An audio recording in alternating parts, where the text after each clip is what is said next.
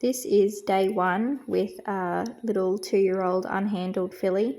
So she's just been out in the paddock. She hasn't had anything to do with people before. So this is her first experience. She's very confident in herself, but as you can see here, she doesn't want me in her space, so she's going to tell me in her way to go away. She sort of turns her hindquarters towards me as she would to another horse, just to tell me that she doesn't like me around her. When I don't listen, she'll take it up to the next level. And here she sort of almost allows me to touch her, and then she decides that she doesn't like that and she's going to tell me that she doesn't like it. And I'm happy that she's communicating with me what she feels comfortable with so that I can work with that and explain to her that it is okay. And soon her comfort levels will change and she'll be okay with me around her. She thinks that if she turns her head away from me that I can't see her, which is probably the most adorable thing in the world.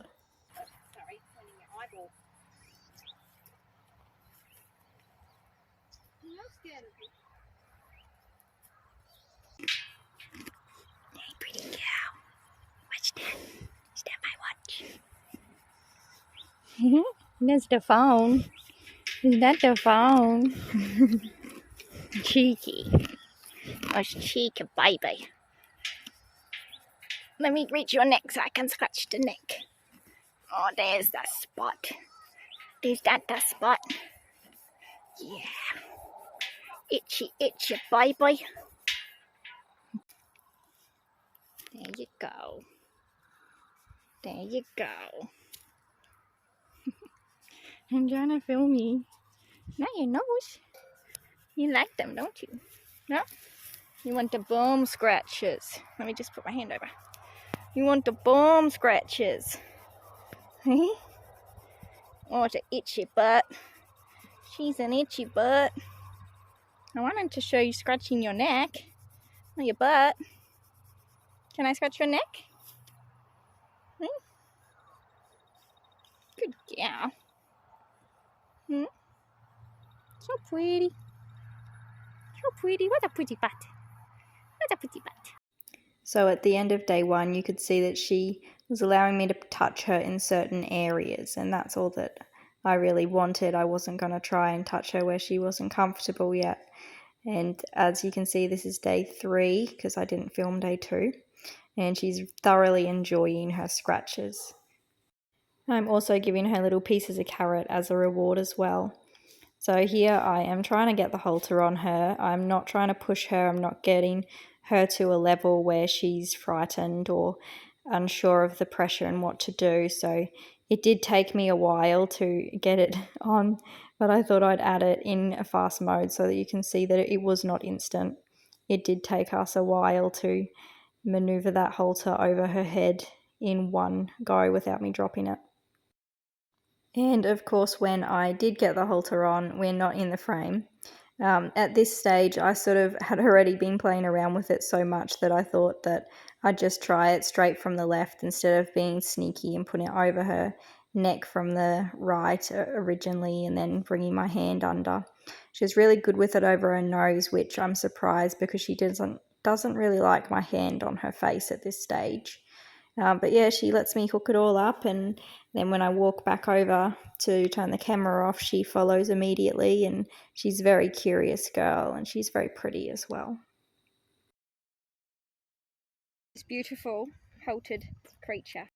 This was her first time leading, so I'm going to go and get the lead rope, and she's just sort of already becoming a movie star and saying hello to the camera, saying hello to everybody. She's very, very cute. Y'all ready for this? No?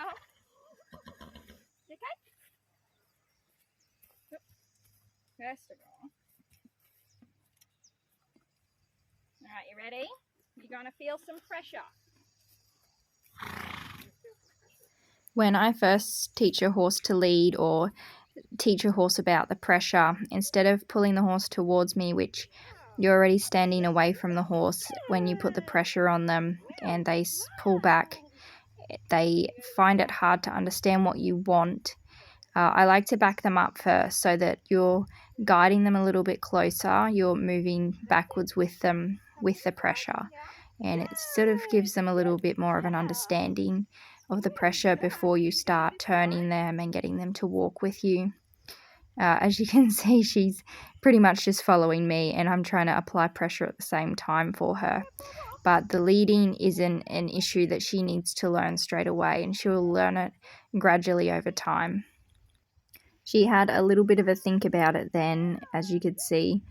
So I just stood there, kept the pressure there so that she understood that when the pressure's there, what should I do? She had to think about it. She decided to come towards me, and that's exactly what I wanted.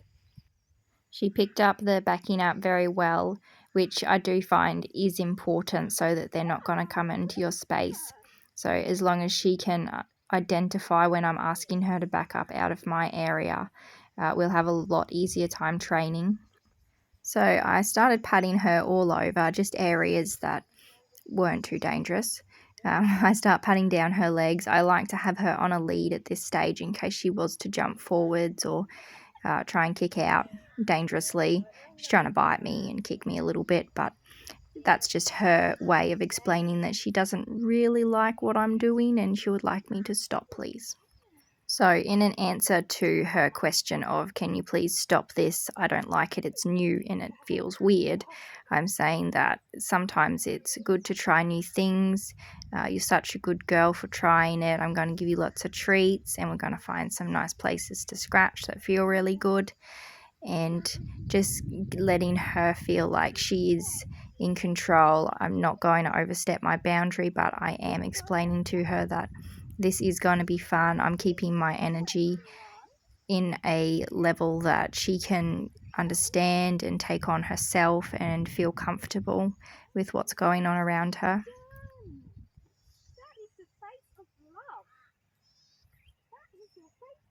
At the end of this clip, she puts her head on my shoulder and I think it's very cute. This is her first time with the tarp, and as you can see, her confidence is really helping her here. She's not even afraid of it. She's quite happy to stand on it and walk forwards for the carrots, which I was really proud of her for. And this is her first time just putting the rug on her, just seeing how she'll react, and it does frighten her a little bit. She's not quite sure why something is laying over her, so she has a little bit of a flight response where she does want to get away from it, and I just keep a hold of her and let her think about it herself and realize that it's not hurting her.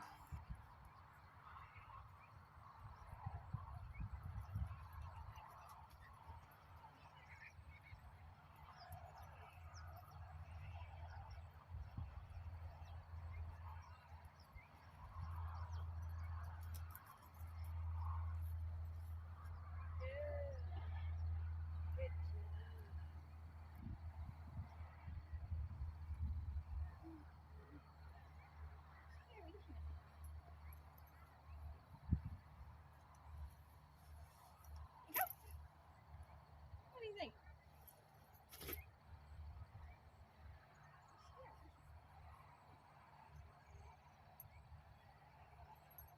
This is the first step towards teaching her to smile, so she has no idea what I'm doing. I'm just touching her lip, trying to get her to lift it, and then I reward her straight away with a carrot so that she will learn eventually that if she lifts her lip, she'll get a carrot. And the rest of the session, I just give her a pat and a scratch and try and find her itchy spots.